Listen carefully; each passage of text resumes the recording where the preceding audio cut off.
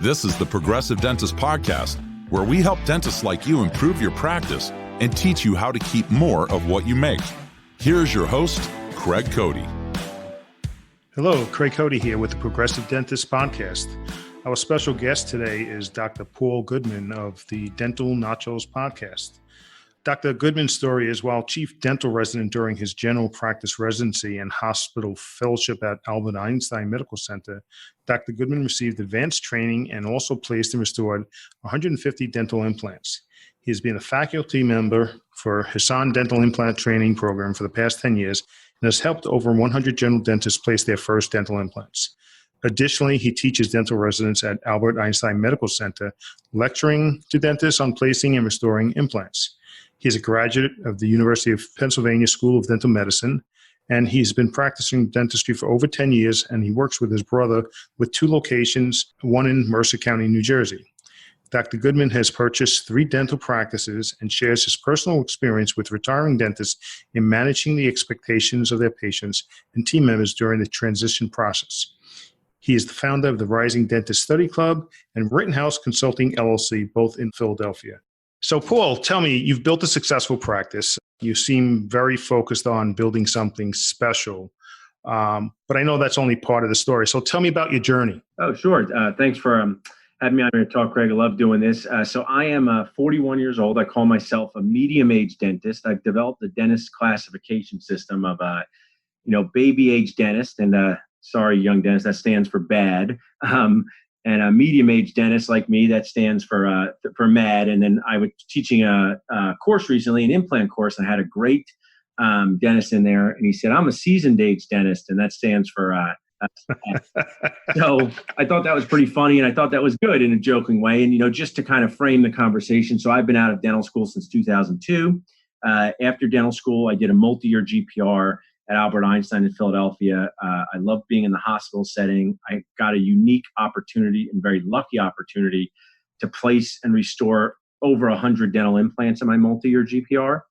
And I don't know if they have this in the accounting world, Craig, but there's a lot of dentists have a lot of weird politics over who can do what, even if technically, hey, a general dentist can place implants. It was mainly done by specialists back then.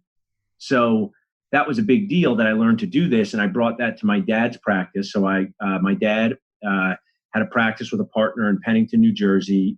Classic, 2 great guys, great practice, 2 dentists, 2 hygienists, 2 assistants, 2 front desk, very classic style practice. One thing I can point out is I love the partnership model my dad had. I mean, I don't think I would have been a dentist if he was a solo practitioner. I grew up wanting to be a dentist, doctor, or lawyer. And I chose dentist because of my dad. He never pushed me into it. But one thing he said to me was that, there's no price you can pay for being your own boss. So that was meaningful to me. So I joined him and his partner. I brought in implants. I love collaborating with dentists. So we hired an in-house specialist, an endodontist, a periodontist, worked with my dad for 11 amazing years until he unfortunately passed away about 3 years ago now. But my brother works with me. Along the way, we added a satellite practice in Ewing, New Jersey. Currently, we have 2 owners, my brother and I. We have multiple general dental associates. We have a dentist that has sleep apnea. We have a periodontist. Wow, that's a great story. But then you took it a step further, and you have a brokerage, and then you also have a podcast going on. Yeah. So tell us a little bit about that. Sure. So I got into being a dental broker in a not so ordinary way because one of the very nice participants in one of my implant courses, a young dentist and her husband, had mentioned that she sold dental practices part-time and she was moving. So I jokingly said to her, "Could I try your part-time job?" And she said, "Sure." So I met Bob Septak from United Dental Brokers of America in 2016. And I said, "Hey, what goes into selling practices? I like solving problems for dentists. I know a lot of dentists. I ran study clubs." But what was interesting was I asked one of my mentors, my podcast partner, I said, brokers, they don't have the best reputation, right? Right. I mean, right. So I said I wasn't sure if I wanted to do this. I didn't want, to hurt my reputation because I have dealt with some not so great brokers myself. And my mentor, Rob Montgomery, said, "Hey, there's jerks in every industry. You're not going to be a jerk. So just go out there and be a good guy." And I've loved it. I mean, It's very difficult, much more difficult than dentists think. They think, oh, you just list the practice and someone comes along and sells it. But I know my people. We are not the easiest of people to deal with. My favorite show is coming back, Game of Thrones. And I liken dentists to a character from Game of Thrones. They're king of their own castle. They make all the rules.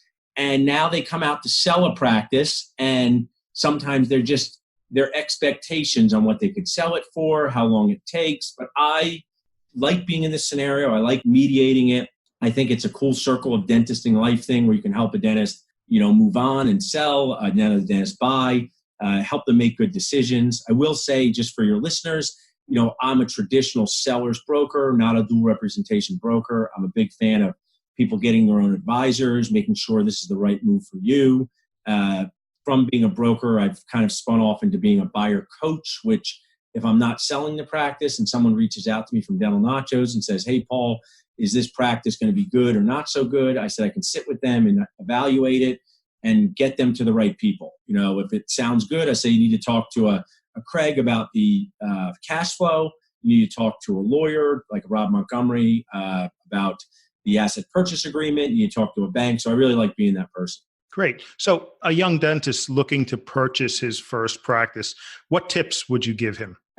Great question. I love talking about this. First, get out there and see as many practices as possible. So in dental school, which is a rough place, Craig, lucky you did not go, because it is not, dental school takes normal, bright, energetic people, and I don't know what's the right word for it, kind of ruins their mind, right? Because they come and, we're like, hey, I'm here at dental school to learn about teeth and help people. And dental school does not really embrace or encourage entrepreneurial thinking, business-minded thinking.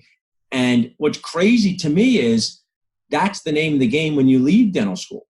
So one of my favorite things in life, might be yours too, is to eat food. I enjoy that.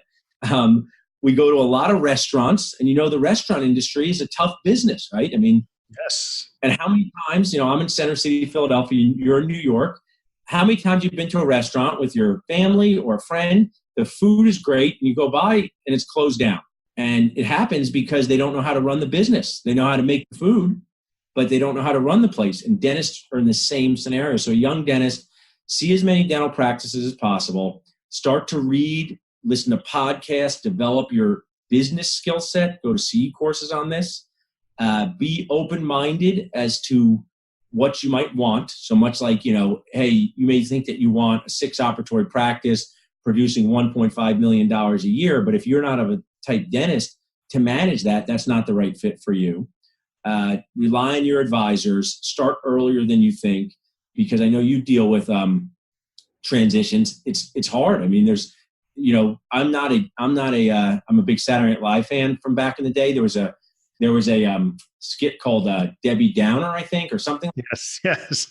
So I'm the least Debbie. I mean, people meet me. I mean, they're like, you're positive, you're enthusiastic. But when you write things online, on Facebook, the person reading your comment is reading it in their own mind. And if I say something like this, I'll say this, Craig, to a young dentist. Right now, very good practices that produce over $1 million a year and are housed in 5 operatory locations in the Northeast. The number one buyers for those practices are DSOs. And it's very difficult for a traditional private practice young associate to be considered for that practice. And a young dentist might say, why are you being so negative, Paul? And I say, I'm not being negative, just being realistic. This is the reality that we're living in. So I encourage your listeners and young buyers to, young dentists, start the process early, see as many dental practices as possible, develop their business skill set. And the most important thing, Craig, and I'm a champion of this, is go to as much local CE as possible. I don't know if you agree or not. I definitely agree. I think surrounding yourself with a good team and really having the mindset of abundance, like just don't think this is the only deal out there. There are a lot of deals out there. I don't think I've really spoken about this on a podcast before. Maybe I have, but you're dealing with dentists, high-level people. We all applied to a lot of colleges, right? And we all got into a number of colleges. And we think, where do I want to go? I happen to go to Villanova, national basketball champs over the past few years. Good school. I went to Villanova, but I also applied to Colgate, applied to Lafayette, other schools like that. So I kind of, I had a choice of a few colleges. Then you're in dental school. Now, I was in the 7-year program, but right now there's multiple young college grads get into a few different dental schools. With practice purchases, it's just a once thing, and it's a one thing. And I like your comment about abundance, because one of my reasons to tell young dentists to go to local CE is that's where the dentists hang out that they need to meet.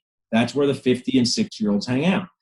And just like dating or getting married, you have to go where the good connections will be. And you may be sitting eating chicken parm on a Saturday at 2 p.m., listening to the most boring lecture ever.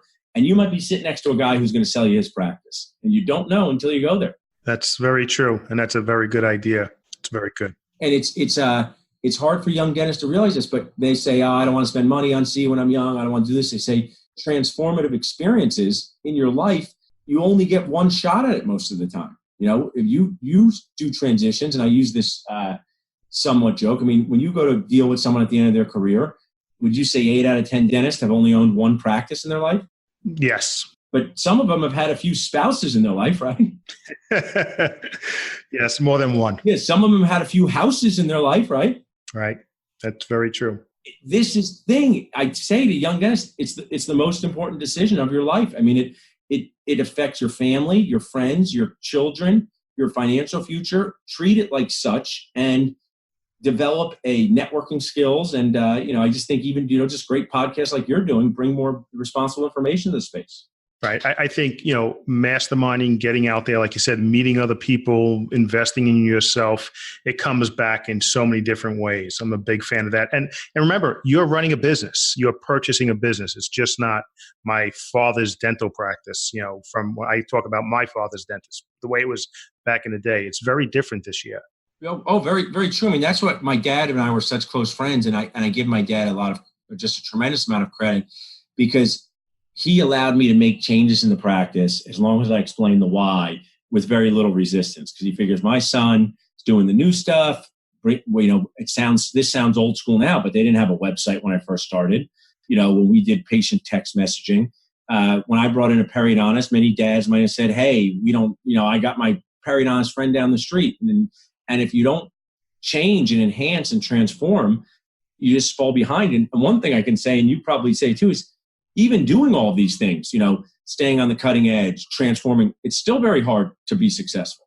Owning a business, you need to be adaptable. I mean, you look at, what used to be the abundance of drugstores and hardware stores, and now it's the big box stores. So if you're going to, really be out there, you have to be able to adapt. Yeah, very true. So being a mentee here, looking back of your practice, what you've built, in building your practice and taking it from what your dad has to what you and your brother now have, what are strategies that you'd recommend to build that? Oh, it's a great question. I mean, first, one book that I've read multiple times and I've relied on through the years is The E-Myth Revisited by Michael Gerber. Yes. And it's one thing to read a book, but it's another thing to apply the things in the book to your life. So, the entrepreneur, the manager, and the technician. Most dentists just want to be the technician. They want to go in and do dentistry. Then the entrepreneur. Do I want to buy another practice? Do I want to do this? That's kind of a fun job too. What is not a fun job is the manager part. So I would encourage dentists who, my dad sold shoes for a place called Tom McCann. I don't know if you remember that. You were a Northeast guy. Yes. He was in the Air Force after dental school, and he was a dentist. I was a restaurant server for 10, 12 years. I believe that is what really taught me how to be me and manage. I also was a chief resident at Einstein and a fellow. So I would encourage young dentists to get to networking events unrelated to dentistry, whether they join Toastmasters, whether they join some sort of networking group where they're talking to other business people and they're learning about management of people. The second thing that I would recommend is that they need to focus their development on non-clinical topics like patient communication, because you can know the how, but if you can't explain to the patient the why, nothing happens. Right. And I'm going to interject here. You said you spent 10 years as a server. I think that's probably helped tremendously your communication skills. I had a prior career before this. I was in the police department. Oh, wow. And I learned to communicate with people across all walks of life. And I think that's helped me. But yeah, communicating is really what it comes down to, because we're all selling something at some point. Yeah. And I mean, I say that's why, I talk about with my dental nachos team or with my dental office. What's so cool about being a dentist is, and I'm doing this new dentist boost camp this week, and one of the segments, which I just love, is I bring one of my patients on who I did a huge implant case for. And he came to the dentist after not being at a dentist for 30 years. And he trusted a 28-year-old kid, which was me, to rebuild his entire mouth with implants. And, he tells you why he trusted me. He tells you what I did right. We become friends. He's actually a management coach. And that's the stuff they don't talk about in dental school. And what you said, being a police officer is perfect. As a dentist, I have a great team, right? I have a great team. I like them very much, but my team changes, right? A hygienist gets married and moves away. A dental assistant goes to hygiene school. A front desk person decides to stay at home because her husband did this or that. So you have to communicate with people who have very dissimilar backgrounds to you. And that probably is what you dealt with very often as a police officer. And that is a real challenge. Yes, it's definitely a challenge. But when you look at what you're doing, I think that helps you to be so much better at what you're doing. And like you said, they don't teach you that in school, period. Whether it's dental school, business school, accounting school, they don't teach you that. Yeah, and they give you systems that actually that derail your success because they don't talk. I have like 4 things I talk about in my lectures about these 4 things kind of lead my life, and I'll be glad to share them. But one of them is, embrace that things go off script and make the best decision in the moment. Embrace that things go, I don't say wrong, off script, and make the best decision in the moment. And they don't foster that type of thinking in schools. Right, exactly. So now, Doc, I know you have a lot going on. You have your practice, you have the brokerage, you have your podcast, you have 2 little children. Tell us a time-saving tip that you use. Great. I love this question. I love talking about this. And I love teaching people this, that I can't learn more of it myself. But the best time-saving tip is, does it make sense that I'm doing this job myself? Does it make sense that I'm doing this job myself? And ask yourself that question. Does it make sense that I'm doing this job myself? So it could be as simple as I'm giving a lecture and I'm speaking and I'm coming right from, I could work and come back to my place in Philadelphia. And does it make sense for me to drive or take an Uber, right? So how's that a time-saving tip? If I drive and say, I don't want to spend $30 on an Uber, but I just lost the ability to answer emails for 30 minutes, to be calm. This is something I've adapted recently, right? So that was just an example. In a dental practice, dentists will tell me, I stay at night and do my own lab work, or I don't need this practice management software, or one of my sponsors is local, online appointments. Anything to make you more efficient and allow you more time to you is the time-saving tip. And too often dentists get caught, and I kind of, I don't know if you're a Twitter fan, but you're probably familiar with hashtag, right? Like, yes. So I'll say in my lectures, hashtag dentist cheap, hashtag the dentist. And I'm just going to use an example. Your time as a dentist is worth $350 an hour. You shouldn't be spending an hour pouring models, adjusting them, figuring them out. If your assistant could do that, because it's not that you're better than your assistant, but your time-saving tip is delegate that to someone who does it, probably better than you anyway, and then go to work on your business. That's my time-saving tip. That makes a lot of sense. And like I said, the one thing we can't get more of out there is time. Yeah, very true. So when you purchased the practice, when you took it over with your brother, did you have both locations or did you expand that? About in 2011, a broker came to us and said, there's a small practice. We think the Goodmans could do it. Small practice, just as for your listeners, $300,000 practices are not super useful to a new dentist because, the older dentist might be there earning $120,000 a year, working 3.5 days a week, doing the same thing he's always done, shrinking the practice and enjoying himself, right? But a new dentist with $500,000 in debt, they can't take over that practice. I mean, you're the accountant and you see what the monthly expenses are for a young dentist.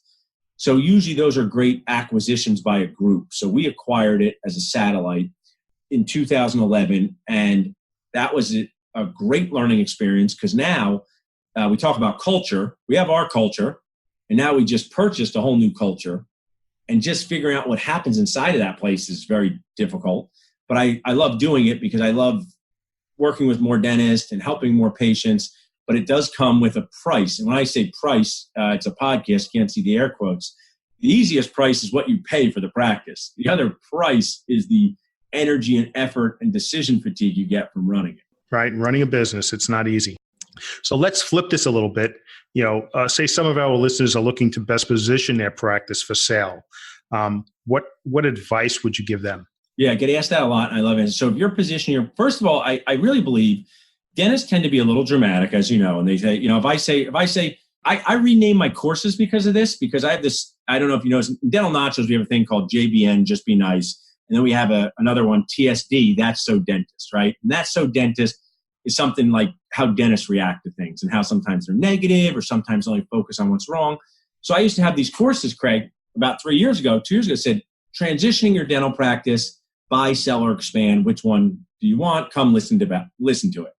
And I realized that I would say to someone who I would think would be in the selling phase, right? Why don't you come and listen? And they say, I'm not ready to sell my practice for 5 years. And I said, still come, because you should be thinking about this. Yes. I'm thinking about sending my kids to college, and they're 4. So I think all dentists should learn about this. So to position your practice for sale, first, just do a snapshot. Like if you go to a personal trainer, they're going to do measurements, they're going to see how fit you are, and they're going to give you some recommendations. You don't have to take any of these recommendations, but most dentists have been doing what they've been doing for 10, 20, 25 years, haven't checked in with anyone. So go and you could get an independent appraisal of your practice. You could get a consultant to give you some ideas and just say, hey, Dr. Craig, you're doing $750,000 a year. Great. Your profit is $250,000 a year. That's good, but there are ways for you to enhance it. You know how, you haven't done any marketing because you say you don't need to. One Nacho ordinary tip is when you're positioning your practice to sell, you should be doing more marketing. Why? New dentists buying practices love this. They love these 2 words, new patients, right? So get practice in the new patient vibe. So some dentists proudly say to me, I haven't done any marketing in 20 years. It's all word of mouth. And on the inside, I cringe because they missed out on so many opportunities. Right. That's very true. And it's so spot on because you never know what tomorrow's going to bring. Yeah. Unfortunately, you may wake up tomorrow and may not be able to practice. Yes. Some life-changing event. And, if you're waiting till you have 20 or 30 years in, it's going to be too late. I don't know, are you a football fan or a baseball fan or anything like that? I'm a Jet fan. I say that. Okay, yeah. So Jets, I know that it's not easy to be. One of my favorite guys to listen to, Gary V, who's a real great entrepreneur and inspirer. If you're listening, he loves the Jets and he has this. Yes, he's going to buy them. Yeah, but if the Jets said to you, we're just going to play the game and we're not going to do a walkthrough, you think the coach was nuts, right? Like, do a walkthrough of selling your practice. Pretend you're going to sell your practice. Find out what it's worth. Talk to some brokers. See what would make it better. See how you can enhance the profit. And at the end say, okay, I'll check in with you at 3 years. But I find that dentists procrastinate. They wait until, like you said, some of these events are unplanned.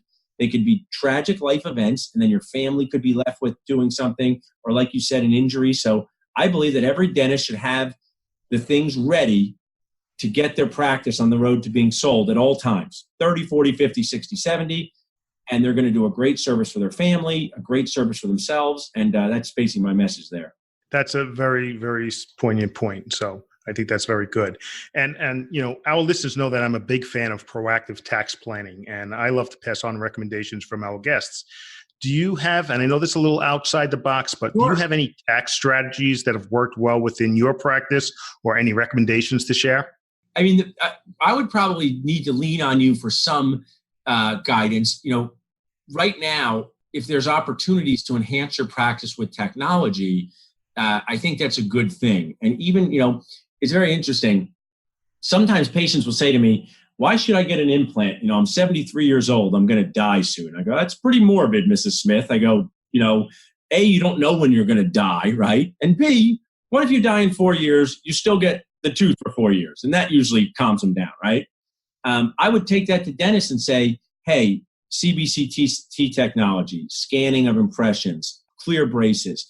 I don't know how they fit into tax plan. Like if I have an office, Craig, and I buy a $70,000 CBCT, how does that fit into tax planning? So that saves you some tax dollars, and it's always a good idea if you're going to buy equipment to plan about buying it. Obviously, don't buy something for a tax deduction, but if you need it, put it into your planning and speak with your CPA about it. That makes a lot of sense. And does it make sense in your practice? Like a CBCT is a great tool that anyone can use from now and forever, makes your practice more attractive to sell. So that would be my best strategy. This isn't really a tax strategy, but I try to help my own clients or myself is just really looking at your fixed expenses and looking for ways to make them lower. You're not going to save your way to millions, but whether it's credit card processing fees, we have an affiliate for that, or we have your phone bill or your lab bill or your supply bill, just being vigilant because it's easy not to notice it, and that's just my recommendation there. Well, that's a good point because, a little bit here, a little bit there, if it turns into $10,000 a year and, over 10 years, that's $100,000. That's, as I say, a lot of shoes. Yeah, it's real money. And, then you can put it in your 401k because that's important to do. Exactly. Or you can invest it back into your business and market and stuff like that and build the business. So that makes a lot of sense. I really appreciate you taking the time to share your expertise with us today. But before we say goodbye, how do our listeners get in touch with you? Oh, great, Craig. This was a great conversation. Enjoyed it. Just flew by. Great questions. So dentalnachos.com is the easiest way. Dentalnachos.com is our website that houses things on buyer coaching, selling practices. I'm passionate about CE. People could reach out to me at Paul, which is my name, at dentalnachos.com. We have an upcoming event in Philly, May 31st to June 1st, Dentist Team Boost, where people are coming from around the country. Would love to have people look into that. I love getting dentists together. This is sort of my motto. Facebook is great, but face-to-face is important. So dentalnachos.com, and thanks so much for having me, Craig. Oh, thank you for being on the show with us. We appreciate it. So take care, Paul. Have a great day. Bye-bye. Thank you for tuning into this episode of the Progressive Dentist Podcast. We would greatly appreciate it if you left us a rating and review of the podcast so we can continue to help you and other dentists. Be sure to go to theprogressivedentist.com to learn more and make sure that you keep more of what you make.